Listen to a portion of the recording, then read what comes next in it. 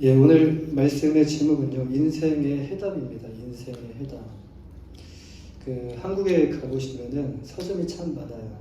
그렇죠? 근데 또 한국에 가보시면 학원이 참 많아요. 미국에 왔을 때 학원이 있을 줄 알았는데 학원이 없더라고요. 예, 위험나 했는데 학원이 없어요, 미국에는. 그리고 또 이제 서점에 가보면은 참 많은 책들이 있죠. 근데 또 한쪽 코너에 보시면은 그 문제집이 막 쌓여있는 코너가 있어요. 문제집이. 그러니까 이건 누가 제일 싫어하느냐? 학생들이 제일 싫어합니다. 예, 이 자리를. 예, 문제집만 봐도 막 노이로제 걸리는. 근데 초등학교에서부터 공무원에 이르기까지 막 다양한 시험에 이르기까지 시험의 문제집이 참 많아요. 여기서 우리는 무엇을 느끼냐면 참 우리가 사는 사회에는 문제가 참 많다라는 것을 느끼게 돼요. 예. 근데 이 세상 자체는 문제가 없는데 사람이 사는 곳에 문제가 가득하다는 거예요. 우리가 그냥 자연은 문제가 없어요. 그런데 사람이 그 자연 가운데 들어가서 있다 보면 그 안에 문제가 또 있다라는 것이에요. 누가 문제를 일으키냐? 그러니까 우리가 우리 안에 있는 그 문제들이 서로가 부딪혀서 문제를 일으킨다라는 말씀입니다. 사람들이 모이는 그곳에는요, 항상 크고 작은 문제가 있어요. 큰 교회라고 해서 문제가 없는 건 아니고, 작은 교회라고 해서 문제가 또 많은 건 아니고, 사람이 모인 곳에는요, 항상 크고 작은 문제가 있어요. 우리 안에 있는 문제들을 풀고 해결해야만 살 수 있는 세상이 바로 오늘 이 세상입니다. 잠시도 쉴 틈을 주지 않아요. 좀 쉬려고 하면은 좀 마음 가운데 뭐가 찾아오면 또 불안이 찾아오고 염려가 찾아와요. 참된 안식을 누리지 못하고 쉼을 누리지 못하는 이 세상 가운데 우리가 살아갑니다. 우리는 참 힘든 세상을 살아가고 있어요. 우리는 이와 같이 이렇게 이런 말이 있습니다. 세상 문제의 연소, 고통의 연소, 또 시험의 연소 이런 말이 있는데 이런 가운데서 세상을 살아가는데 우리는 날마다 삶 속에서 각자에게 주어진 그 문제를 풀면서 하루하루를 수고하며 힘들게 살아갑니다. 일주일 동안 많이 힘드셨죠. 네. 근데 학생들은요, 또 때가 되면은 시험을 치르게 돼요. 근데 학생이 친분에서 벗어나게 되면 이제 내가 굳이 찾아가지 않는 이상 시험을 보지 않는데 학생들은 때가 되면 시험을 보게 됩니다. 학생이라면 1년에 몇 번씩 반드시 시험을 치러야 돼요. 지금 내 수준이 어떤 상태인지를 체크하기 위해서 시험을 치르게 돼요. 이 시험 문제를 해결할 수 있는 능력을 기르기 위해서 학생들은 또 뭐 하냐면요. 그 서점에서 예상 문제집을 사서 풀거나 그리고 돈이 조금 있는 가정은 또 학원을 보내고 또 돈이 조금 더 여유가 있는 가정은 개인적으로 이렇게 과외를 붙여가지고 문제를 해결할 수 있는 능력을 기르게 합니다. 그런데 그래도 그들이 해답을 가르쳐 주는 것은 아니에요. 그냥 방법을 알려줄 뿐이에요. 문제를 해결할 수 있는 능력을 가르쳐 주는 것 뿐이에요. 나에게 어떤 문제가 주어질지 아무도 모릅니다. 그 문제를 해결하는 것은 그 사람 본인의 몫이라는 말씀이에요. 오늘 본문에 보면요. 그 삶의 문제를 가진 사람들이 등장을 하는데 우리의 삶에는 어떤 문제들이 있냐면 학생들은 가장 큰 문제가 학원 문제죠. 학원 문제, 진로 문제. 근데 어른들을 이렇게 보시면 문제가 있는데 어떤 문제가 있냐면 가정에 문제가 있든지 아니면 학업에 문제가 있든지 아니면 물질에 문제가 있든지 아니면 관계 가운데 문제가 있든지 건강 가운데 또 문제가 있든지 사업 가운데 또 문제가 있든지 그러니까 이와 같이 많은 문제가 우리의 삶 가운데 있습니다. 그런데 삶의 문제 중에서 이들이 가진 문제가 어떤 문제였냐면 지금 여기에 모여있는 지금 성경 안에서 모여있는 이들의 문제는 어떤 문제였냐면 질병에 관한 건강 문제였어요. 근데 이 건강 문제인데 이거는 그냥 건강 문제가 아니라 심각한 수준에 이르는 지금 그들이 나을 수 없는 그런 병에 걸린 그런 문제를 가진 사람들이 지금 여기에 모여 있었다는 거예요. 이 본문 3절에 보시면 이렇게 말씀을 해요. 그 안에 많은 병자, 맹인, 다리 저는 사람, 혈기 마른 사람들이 누워있더라 라고 말씀을 해요. 지금 이곳에는요 많은 병자가 있었다고 말씀을 합니다. 여기서 많은 병자는요 여러분 그냥 많다라는 것이 아니에요. 그냥 뭐 이렇게 많아서 많은 그런 것이 아니라 여기에서 많다라는 의미는 무리를 의미합니다. 무리. 병을 가진 자들이 그곳에 다 모여있다라는 거예요. 그러니까 그 이스라엘의 예루살렘 이스라엘 그 지역에 이 소문을 들었다면 그 소문을 들은 사람들 모두가 다 모여있는 자리가 지금 이 자리라는 거예요. 그 자리가 뭐 얼마나 넓든지 크든지 잘 모르겠지만 근데 그 안에 가득 메울 만큼 그 자리에 둘러싸여서 지금 뭔가를 기다리고 있다는 거예요. 어떤 병을 가진 자들이 모였습니까? 난치병들, 불치병들. 지금 성경에 보시면은 병자가 있고요, 많은 병자. 근데 맹인들이 있고 앞을 보지 못하는 사람, 다리 저는 사람, 그리고 혈기 마른 사람. 이렇게 난치병과 불치병에 걸린 사람들이 왜 모여 있었냐면 돈이 없어요. 의사에게 갈 수 있는 돈이 없어요. 뭔가 해결해 줄 수 있는 그 사람에게 능력 있는 사람에게 갈 수 있는 돈이 없어요. 가난합니다. 돈도 없고 가난하고 세상에 빽도 없고 소외받고 살아가는 아픈 환자들이 그 안에 지금 다 모였다라는 것이에요. 그런데 여기가 도대체 어떤 곳이길래 난치병, 불치병에 걸린 그 환자들의 무리들이 지금 이곳에 모여든 것일까요? 이 본문 2절에 보시면요. 2절 말씀 함께 읽어볼까요? 2절 말씀 시작. 예루살렘에 있는 양문 곁에 히브리 말로 베데스라라 하는 곳이 있는데 거기 행각 5이 있고 라고 말씀을 해요. 지금 이곳은 장소가 어디냐면 베데스다 연못이에요. 베데스다 연못. 우리가 교회를 좀 오래 다니시다 보면은 이 말씀은 많이 들으셨을 거예요. 베데스다 연못에 대한 이야기를 많이 들으셨을 것입니다. 근데 베데스다 연못인데 지금 이곳은요, 이 베데스라는 단어가 두 단어가 합쳐진 단어입니다. 베데스다. 그 베이트라는 집이란 단어와 그리고 헤세드라는 잡이라는 뜻이 합쳐져 가지고요. 지금 베데스다라는 그 의미는 어떤 의미냐면 지금 여기는 자비의 집이라는 의미를 가지고 있어요. 자비의 집. 네, 이걸 잘 기억하셔야 돼요. 지금 여기가 어디라고요? 자비의 집이다라는 것을 기억하셔야 돼요. 근데 지금 이 베데스다 연못에 하나님의 긍휼과 자비를 바라면서 난치병, 불치병에 걸린 환자들의 무리들이 지금 낫기를 그 바라는 마음으로 모여있더라는 거예요. 이 연못은 예루살렘 성전 안에 있는데요. 예루살렘 성벽 중에서 문들이 있습니다. 문들이 많아요. 근데 예루살렘 성벽 중에서 양문이라는 문이 있어요. 근데 이 양문을 통과하면 바로 옆에 통과하자마자 그 바로 옆에 보시면 베데스다라는 이 연못이 있다는 거예요. 근데 양문은 말 그대로 어떤 문이냐면 양의 문입니다. 양의 문. 근데 그 양문은 어떻게 사용되냐면 양이 들어가는 문이에요. 양이 들어가는 문. 이 고대 제사장들이 제물에 쓸 양을 가지고요. 출입하는 문이 지금 이 바로 양의 문이었어요. 양의 문. 양들이 따로 들어올 수 있는 문을 만들어 놓은 거죠. 양들을 보호하기 위해서. 근데 예수님 때에는 이미 성전 안에서 제물을 위한 동물의 매매가 허락이 되었고 그것이 지금 계속 이루어지고 있었기 때문에 이 양문은요 더 이상 사용하고 있지 않았어요. 그 양문 곁에 있는 베데스다 연못은 어떤 연못이었냐면 어떤 용도로 쓰인 연못이었냐면 양이 들어올 때 양이 막 온몸에 더럽잖아요. 그러면 그 양의 진흙을 깨끗이 씻겨주는 곳이 바로 이 베데스다 연못이었어요. 깨끗함을 받는. 거기서부터 이 전설이 시작되지 않았을까? 예. 뭔가 깨끗해지는 그런 의미에서부터 이 전설이 시작되지 않았을까?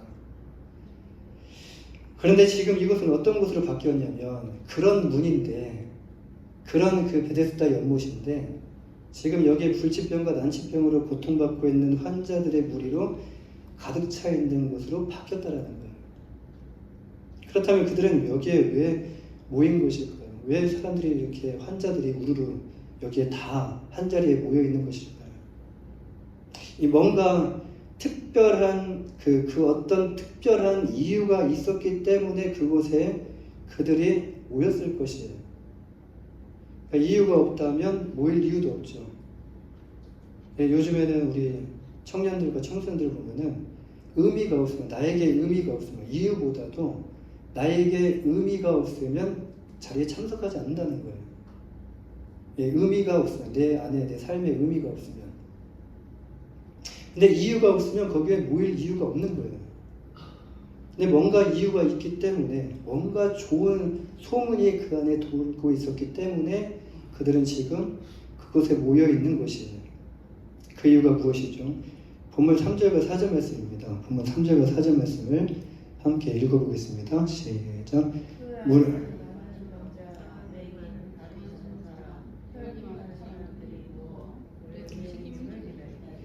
이는 천사가 가끔 못에 내려와 물을 움직이게 하는데 움직인 후에 먼저 들어가는 자는 어떤 병이 걸렸든지 낫게 됨이라.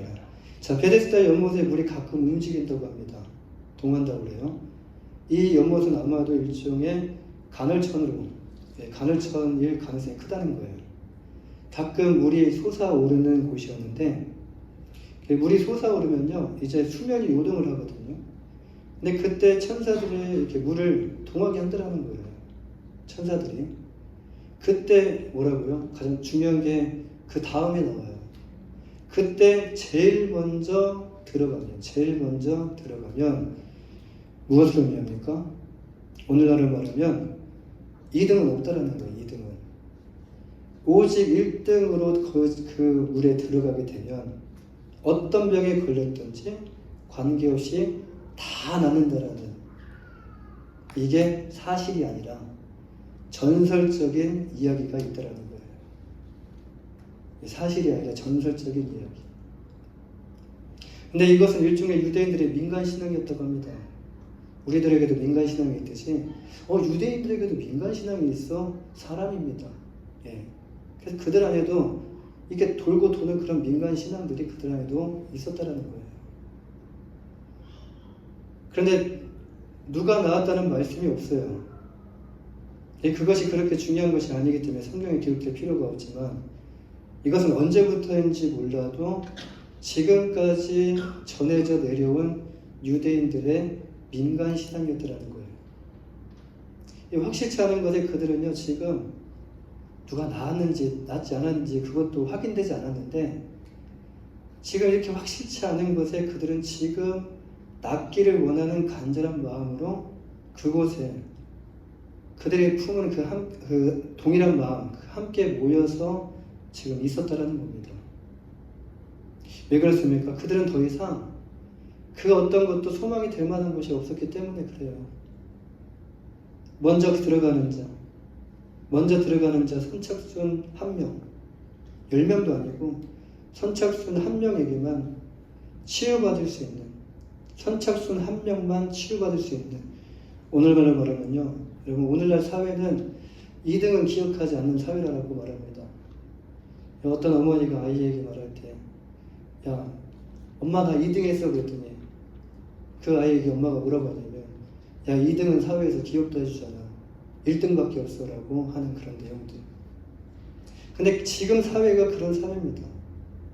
오직 1등만 생각하는 한국 사회, 그리고 1등하는 자가 성공하고 대우를 받는, 이 미국은 그런 것 같지 않지만 한국이 좁아서 그런지 몰라도 정말 학구율이 정말 뜨겁고요. 정말 치열합니다. 오늘날 한국의 교육사회의 그 현장이 이런 모습이 아닌가라는 생각을 하게 되는데요. 지금 이곳이 어디냐면 여러분 베데스다 연못입니다. 베데스다는 어떤 의미를 가지고 있냐면 자비의 집이라는 의미를 가지고 있어요. 지금 이 자리는요 국률과 자비와 사랑이 서로 간에 베풀어야 되는 그런 자리여야 하는데 지금 이 자리는요 자비라고는 찾아볼 수 없는 그와는 정반대의 자리였다는 거예요. 이 베데스다. 그런데 그곳에 지금 누가 나타나셨습니까? 정말 치열한 경쟁 가운데 뚫고 들어가야 되는 그런 자리 가운데 지금 누가 나타나셨냐면 본문 1절 말씀을 보시면요. 그 후에 유대인의 명절이 되어 예수께서 예루살렘에 올라가시니라. 이때가 언제입니까? 유대인의 명절이었다는 거예요. 이게 정확하게 어떤 명절인지는 성경에 기록되어 있지 않습니다. 그래서 학자들은 명절에 올라가는 그 절기가 3대 절기가 있는데 무교절이나 그 77절이나 초막절 중에 하나일 것이다 라고 추정을 해요. 이 3대 명절에는 예루살렘에 꼭 올라가야 됩니다. 남자들은 예루살렘에 꼭 올라가야 돼요. 근데 예수님께서 지금 이 명절 중에 한 날에 지금 예루살렘에 올라가셨고 지금 양문을 통과하고 계셨더라는 거예요. 예수님이 누구십니까? 오늘 본문 1절과 2절을 보시면 절기가 나오고 또 안식일이 나오고 또 예루살렘 성전이 나오고 양의 문이라는 이 세 가지 단어가 나와요. 이 본문 1절과 2절 말씀은요 역사적인 의미가 있는 중요한 구절인데요. 지금 이 단어는 누구를 예표하고 있는 단어입니다. 누군가를 예표하고 있는 단어예요. 안식일, 그리고 예루살렘 성전, 그리고 양의 문. 구약의 관점으로 바라봤을 때 장차 오실 메시아 예수 그리스도를 보여주는 예표였다라는 거예요. 지금 그분이 어디 계시냐? 지금 눈앞에, 지금 그들 앞에 서 계신다라는 말씀이에요. 주님은 안식일의 주인이시죠. 주님께서 말씀하셨죠. 나는 안식일의 주인이다. 그리고 주님은 그 6월절의 어린 양이 되셨고, 그리고 주님은 참 성전이 되셨어요. 온 우주를 창조하시고 주관하시는 하나님 되시는 예수님께서 또 만왕의 왕 되시고 만주의 주가 되시는 예수님이 지금 어디를 지나고 계시냐면 양문을 지나서 베데스다 연못에 서 계신다는 거예요. 이 모든 문제를 해결할 수 있는 유일한 분이신 예수님이 그곳에 나타나신 것입니다. 그런데 안타깝게도 여러분 주님이 메시아, 예수님이 메시아인지 그리스도인지를 알아보는 사람은 그 안에 아무도 없었다는 거예요. 오직 뭐만 바라보고 있습니까? 베데스다 연못만 바라보고 있다는 거예요. 주님이 바로 앞에 계시는데도 베데스다 연못의 근처에 누워있는 환자의 무리들을 주님은 보셨을 것이에요. 둘러보셨을 거예요. 그리고 예수님은 그 중에서 한 사람을 주목해 보시는데 그가 누구라고 말씀하냐면 5절 6절 말씀 보시면 거기 35, 38해 된 병자가 있더라. 예수께서 그 누운 것을 보시고 병이 벌써 오래된 줄 아시고 이르시되 내가 낫고자 하느냐. 여기서 두 가지 중요한 동사가 나오는데 하나는 예수님께서 들어오셔서 병자를 보셨다는 거예요. 둘러보셨다가 이제 어느 한 사람을 그 병이 깊은 오래된 그 한 사람을 보셨다는 거예요. 그리고 보셨는데 또 예수님께서 그 병이 얼마나 오래되었는지를 아셨다는 거예요. 예수님은 지금 누워있는 이 38년 된 병자를 보셨습니다. 그리고 지금 그의 상태에 대해서도 아셨는데 여러분 예수님은요 그의 병이 벌써 얼마나 이것이 오랫동안 이것이 되어진지를 알고 계셨다는 거예요. 누가 옆에서 누군가가 이렇게 말을 해줘서 예수님께서 아신 것이 아니고 딱 보셨을 때 그의 상태를 아셨다는 거예요. 여기서 예수님이 누구신지 우리는 알 수 있는데 여러분 예수님 누구십니까? 예수님은 38년 된 병자뿐만 아니라 우리의 마음의 몸과 상태가 어떤지 보실 뿐 아니라 그리고 알고 계시는 전지전능하신 하나님이시네요. 이 38년 된 병자 무엇을 의미합니까? 베데스다 연못을 떠나지 못하고 누워있었던 시간이 38년이 되었다는 거예요. 이 38년 동안 베데스다 연못에 있으면서 여러분 주변 상황을 봤을 거 아니에요. 38년 동안. 근데 누가 나았다면 들었을 것인데, 그런데 그는 지금까지 그가 그곳에 들어가서 나았다는 그런 소식을 듣지 못한 것 같아요. 그럼 더 간절했겠죠. 나 좀 들어서 던져주십시오라고 했겠죠. 더 간절하게. 이와 같이 근본적으로 문제가 해결된 사람이 없는데도 여러분 38년 된 병자는요, 그곳을 떠나지 못하고 그곳 안에서 매여서 살아가고 있었다는 거예요. 오직 뭐만 바라보고요? 베데스다 연못만 바라보고. 근데 베데스다 연못이 확실하냐? 아니요. 확실치 않은 곳을 계속 바라보고 살아가고 있다는 거예요.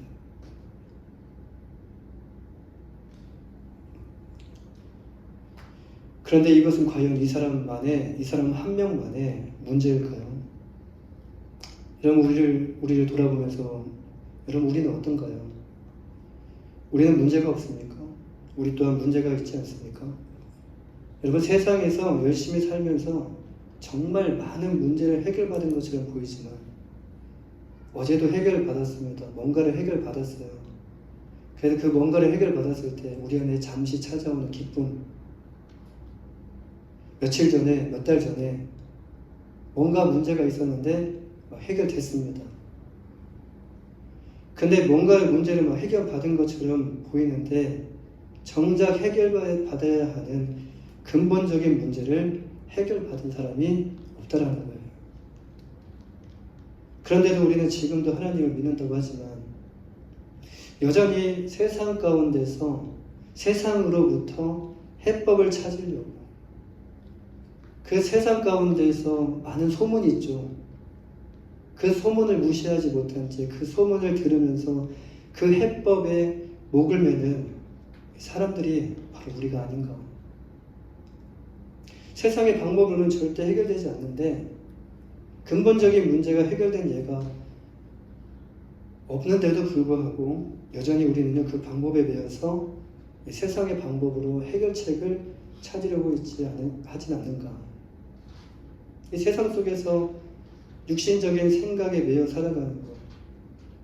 교회 와서 예배는 드리지만 예배 드리는 것은 그냥 드리는 것 뿐이고 세상에 나가서는 여전히 세상의 방법대로 살아가려고 하는 게 모습들. 하나님 안에서 하나님께 매달리며 하나님께 기도하며 하나님께 해법을 찾으려고 하기보다 여전히 세상에서 우리는 해법을 찾으려고 하지 않는가. 이것이 바로 우리의 인생의 본질이 아닌가라는 생각을 해보게 됩니다. 이 5절 말씀에서 주님께서는요, 그에게 이렇게 질문하셔요. 내가 낫기를 원하느냐? 이것은 38년 된 병자에게 할 질문은 아니에요. 38년 된 병자에게, 1, 2년도 아니고 38년 동안 묶여있던 이 병자에게 하실 말씀은 아니었어요. 근데 병자에게 물으시기에 조금 어색한 질문이죠. 그는 38년 동안 그곳에 누워 있었어요. 성경에서 누워 있었다는 것은 어떤 의미를 가지고 있냐면 이제 삶의 희망이 없잖아요. 뭔가 이제 경제적인 능력도 없잖아요. 또 성경에서는 어떤 의미를 가지고 있냐면 죽었다라는 의미를 가지고 있어요. 살았지만 죽은 자나 마찬가지 그 의미를 가지고 있어요. 오랜 기간 동안 누워 있었기 때문에 지금 그 자리는 어떻게 보면 그에게 그가 생각하기에는요, 이 자리가 살기 위한 자리이기보다 여러분 생존의 자리가 됐을 확률이 더 컸을 것이에요. 그냥 숨 쉬는 거예요. 하루하루 그냥 숨 쉬면서 살아가는 거예요. 예수님은 지금 이 38년 된 병자의 지금도 여전히 병에서 낫고자 하는 간절한 마음이 있는지를 확인하시기 위해 지금 이 질문을 이 38년 된 병자에게 물으십니다. 너 아직도 낫기를 원하냐? 근데 38년 된 병자는요, 주님께 어떤 답변을 하고 있냐면 정말 이 답변이 맞는지. 자, 본문 7절 말씀해 보시면요, 병자가 대답하되 주여 물이 움직일 때에 나를 못에 넣어주는 사람이 없어 내가 가는 동안에 다른 사람이 먼저 내려가나이다. 요즘 우리는 어떻게 말하죠? 정확하게 말하기보다 빙빙 돌려서 말하는 경우가 참 많죠. 뭘 원하냐라고 말했을 때, 뭘 원하는지를 이렇게 말하기보다 그게 좋다고 하는데 라고 이렇게. 근데 지금 이 환자가 그래요. 지금 예수님께서 물으셨을 때는 예수님께 어떤 대답을 해야 되냐면 네, 그렇습니다라는 확실한 대답을 해야 돼요. 근데 다른 말을 돌리면서 다른 사람을 또 탓하고 있는 거예요. 다른 사람을 탓하고 있어요. 서로 자비를 베풀어야 할 곳에 자비가 아니라 서로 먼저 들어가겠다고 치열하게 경쟁하고 있는 이 현장. 서로 살겠다고 치열하게 경쟁하고 있는 이 현장. 이 현장을 보시는 주님의 마음은 과연 어땠을까요? 정말 마음 아픈 현장이 아닐 수 없어요. 근데 교회가 그런 곳이 되어가고 있다는 것이 참 마음이 아파요.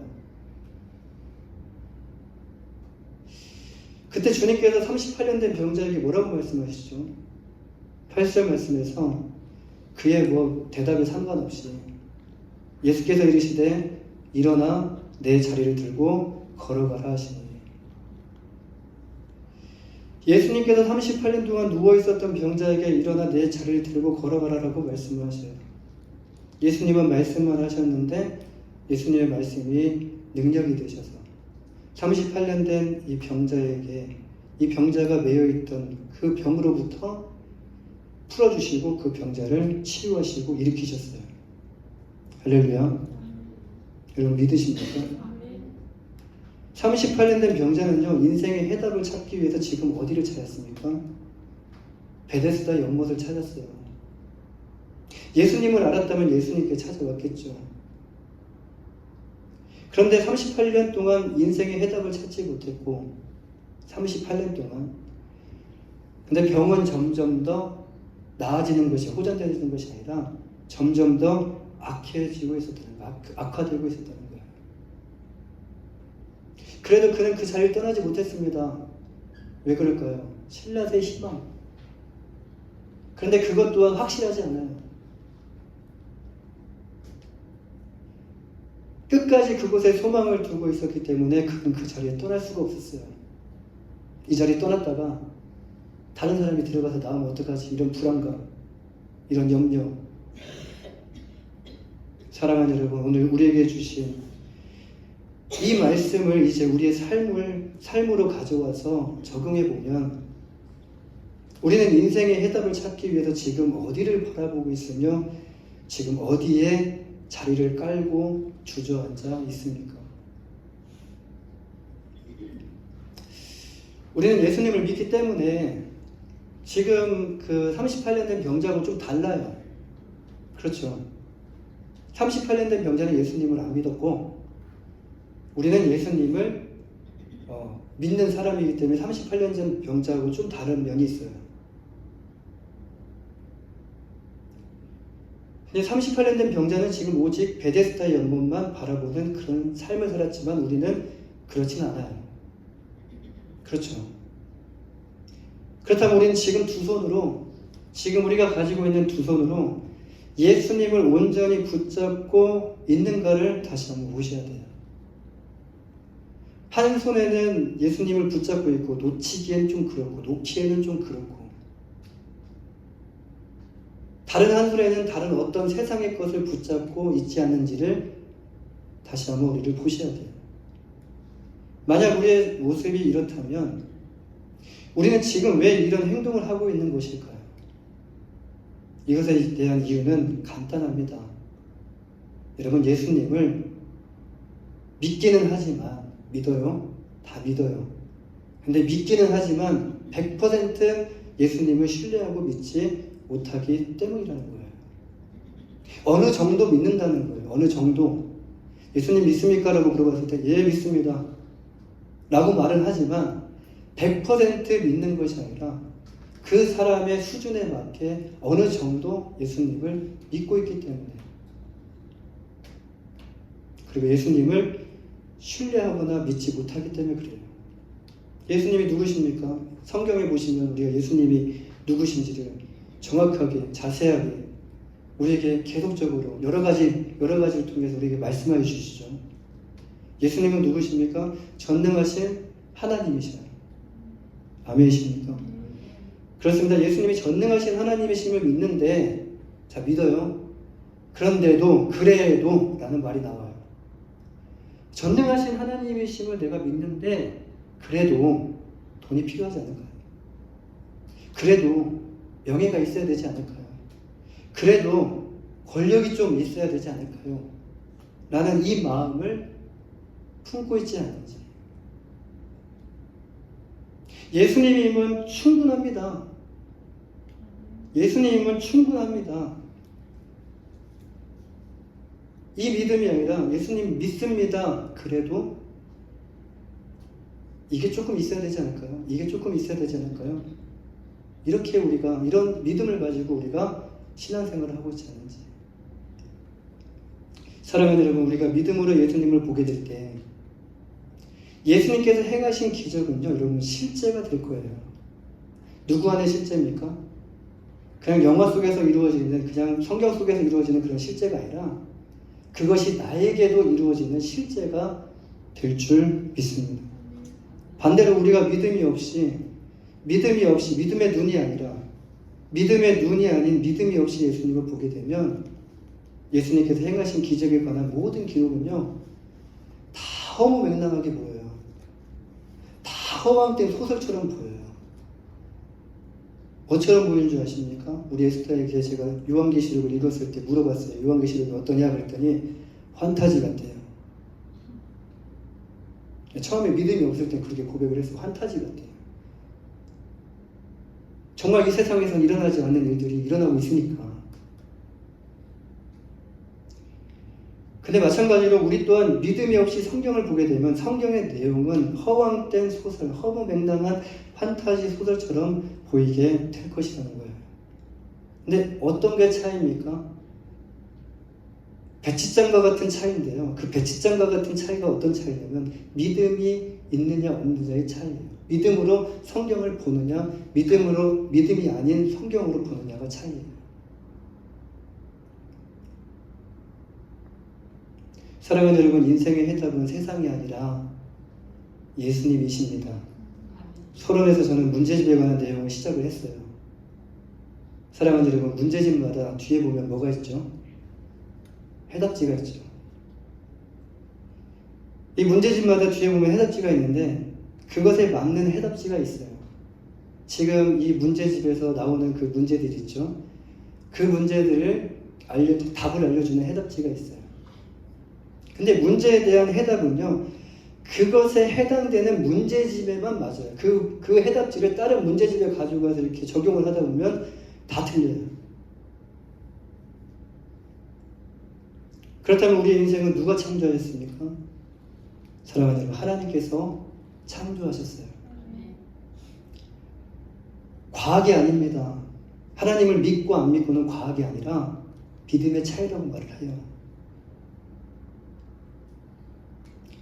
그럼 이것에 대한 답은 누구입니까? 무엇입니까? 의외로 참 간단하죠.